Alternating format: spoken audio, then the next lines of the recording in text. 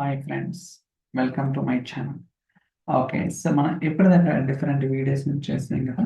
So ఈ వీడియోలు ఏంటంటే, సో మనం జనరల్గా రిపోర్ట్స్ అనేది డిజైన్ చేస్తుంటాం, దాని తర్వాత పవర్ బి సర్వీస్లో పబ్లిష్ చేస్తుంటాం. ఓకే, అయితే మనకి ఏదైతే డేటా సెట్స్ ఉన్నాయో ఆ డేటా సెట్స్లో సో టేబుల్స్ ఉంటాయి, calculate columns, calculate tables, measures, relationship, ఇలా ఆ, అన్నీ ఉంటాయి కదా. అయితే వాటిని అనలైజ్ చేయడం కోసం మనం సిమెంటిక్ లింక్ ఉంటుంది. ఓకే, సో దాన్ని యూజ్ చేసుకొని సో మనమైతే డీటెయిల్ అండర్స్టాండింగ్ అంటే ఏదైతే డేటా సెట్స్ కావచ్చు, ఆ డేటా సెట్స్లో టేబుల్స్, డైమెన్షన్స్ కావచ్చు, ఫ్యాక్ట్స్ కావచ్చు, మెజర్స్ కావచ్చు, సో రకరకాల అనమాట. వాటన్నిటిని కూడా సో ఇది యూజ్ చేసుకొని చాలా డీటెయిల్ అండర్స్టాండింగ్, చాలా డెప్త్గా కూడా మనం అనాలిసిస్ అనేది చేయొచ్చు అనమాట. ఓకే, సో జస్ట్ నేనైతే అంత డెప్త్కి వెళ్తాను లేదు. So due to time constraint just over మాత్రమే నేనైతే ఇవ్వగలను అనమాట.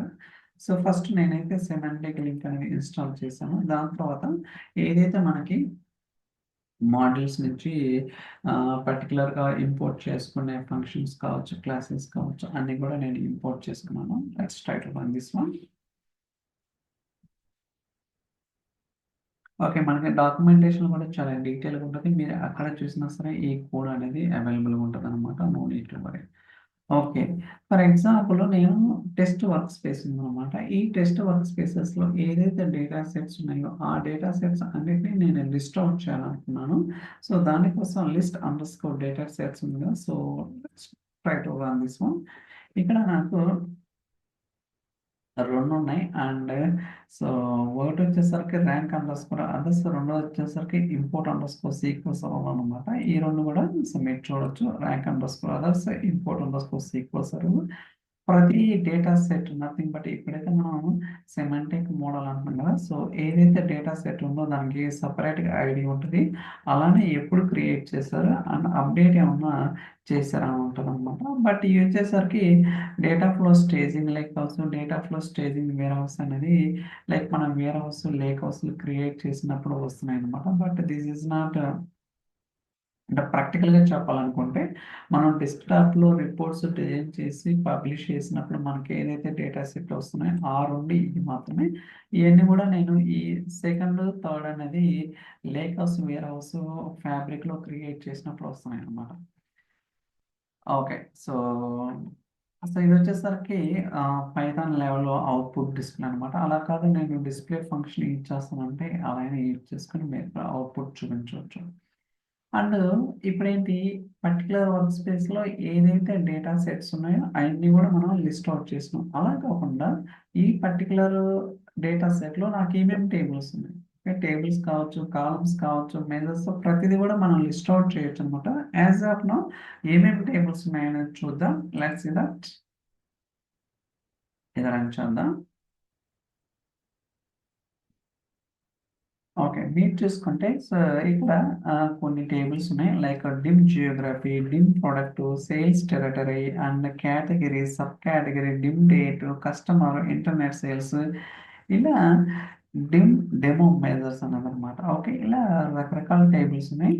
అయితే ఏమేమి టేబుల్స్ ఉన్నాయి, వాటి యొక్క డిస్క్రిప్షన్ ఏంటి, ఏదైనా టేబుల్ హైడ్ చేసామా, డేటా కేటగిరీ ఏంటిది, అన్న టైప్ ఏంటి చూడొచ్చు ఇక్కడ. అంటే సో మనం ఇది ఇంపోర్ట్ చేసిందా లేకపోతే ఇక్కడ క్రియేట్ చేసిందా. బేసికల్గా మీరు అబ్జర్వ్ చేస్తే ఎక్సెప్ట్ డిమ్ డేట్ అనే టేబుల్ కాకుండా రిమైనింగ్ అన్ని కూడా మనం ఏదైతే డేటా సోర్స్ ఉందో అక్కడి నుంచి ఇంపోర్ట్ చేసినాయి. బట్ ఇది డిమ్ డేట్ అనేది within the Power BI డెస్క్టాప్లో నేను క్యాల్కులేట్ చేశాను కాబట్టి, నథింగ్ బట్ క్రియేట్ చేశాను కాబట్టి మనకి ఇక్కడ ఏమొస్తుంది, క్యాల్కులేట్ టేబుల్ అని వస్తుంది అనమాట. ఓకే, ఇలా అంటే ఆ పర్టికులర్ డేటా సెట్లో ఎటువంటి డైమెన్షన్ టేబుల్స్ కావచ్చు, అది ఫ్యాక్ట్ టేబుల్ కావచ్చు. సో మనకి క్లారిటీ ఉంటుంది అనమాట ఇదంతా కూడా. సో ఇందాకేంటి ఓన్లీ టేబుల్స్, బట్ ఇప్పుడు ఏంటి కాలమ్స్. అంటే ఈ పర్టికులర్ కాలంలో ఏమేమి కాలమ్స్ ఉన్నాయి, ఈ పర్టికులర్ టేబుల్లో ఏమేమి కాలమ్స్ ఉన్నాయి ఏంటి అనేది కూడా పూర్తి కంప్లీట్ డీటెయిల్ అండర్స్టాండింగ్ అనేది మనకైతే రిటర్న్ చేస్తుంది అనమాట. మీరు ఇక్కడ చూడొచ్చు. సో ఈ పర్టికులర్ టేబుల్లో ఏమేమి కాలమ్స్ అన్ని టేబుల్స్ వస్తాయి. Dim product, sales territory, category, sub category, dim date.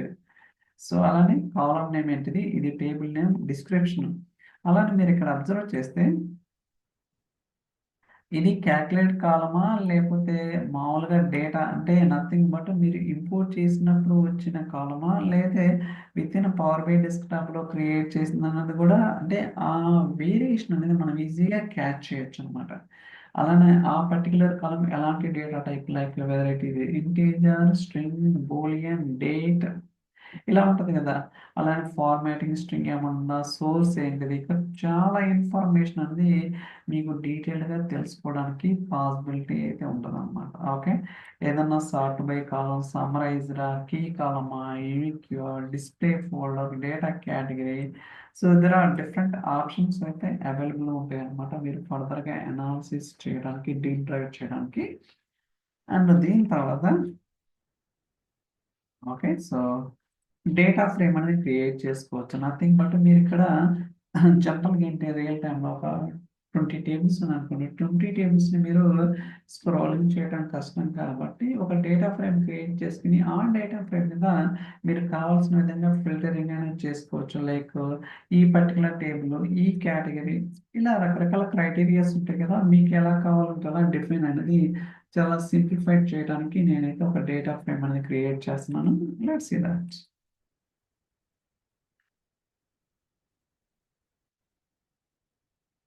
Okay, so data frame create చేసి నేనైతే డిస్ప్లే చేశాను. దాని తర్వాత ఏదైతే డేటా ఫ్రేమ్ ఉందో ఆ డేటా ఫ్రేమ్ నుంచి ఓన్లీ కస్టమర్ టేబుల్ మాత్రమే కావాలి.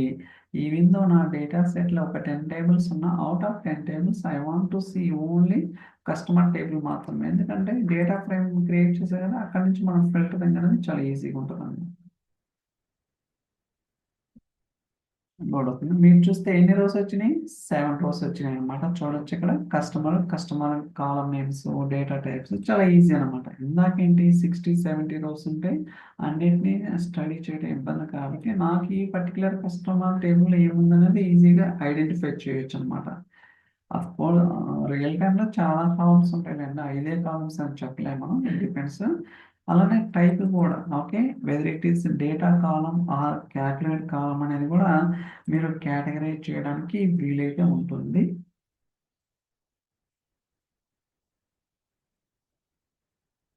లోడ్ అవుతుంది. సో మీరు చూడొచ్చు ఇవన్నీ కూడా ఏమున్నాయి క్యాల్కులేట్ అంటే ఈవెన్ దో ఇక్కడ టేబుల్ డిమ్ ప్రోడక్ట్ అనే టేబుల్లో colour rank _1 colour rank value ఈ మూడు కూడా నేను క్యాల్కులేట్ చేశాను. అలాంటి ఏం ఎక్స్ప్రెషన్ రాశాను ఓకే, చూడొచ్చు మీరు ఇక్కడ ఎక్స్ప్రెషన్ కూడా ఆ పర్టికులర్ కాలంకి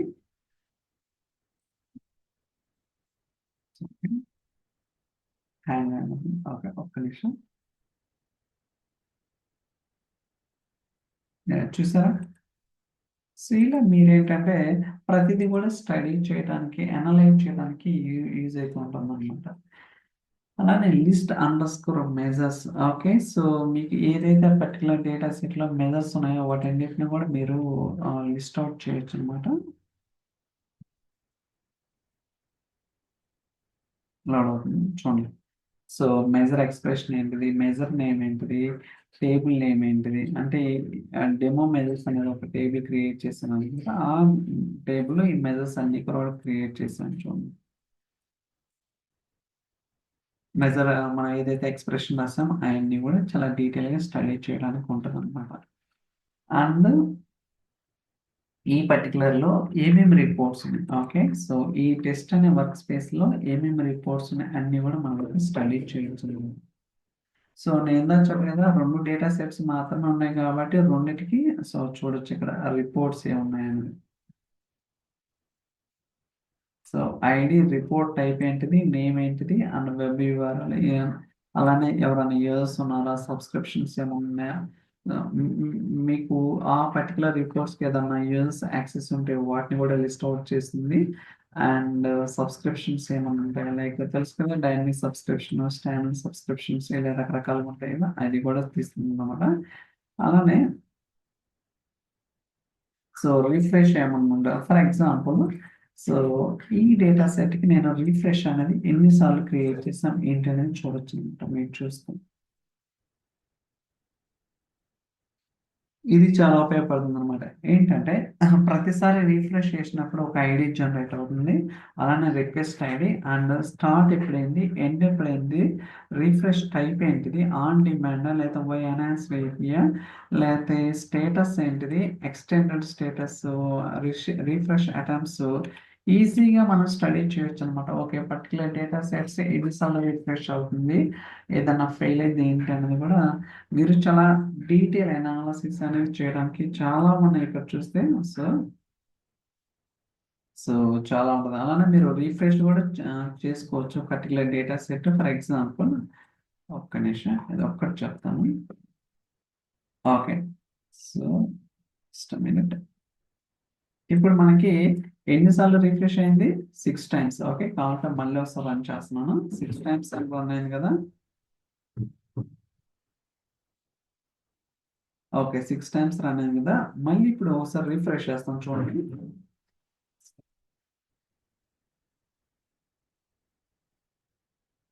fabric dot refresh under score data set. మీరు ఏదైతే డేటా సెట్ రిఫ్రెష్ చేయాలనుకున్నారో దాన్ని స్పెసిఫై చేయాలి.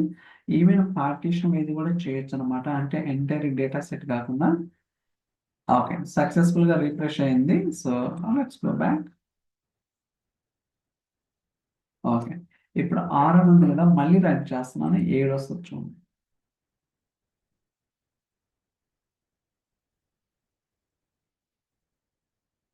ఎప్పుడు ఉంది గైస్, 7 ఉంది. అలానే రిఫ్రెష్ టైం చూసుకోవచ్చు అనమాట. Okay, so 20. ఓకే, చూసారు కదా, 20 టైమ్స్ కూడా.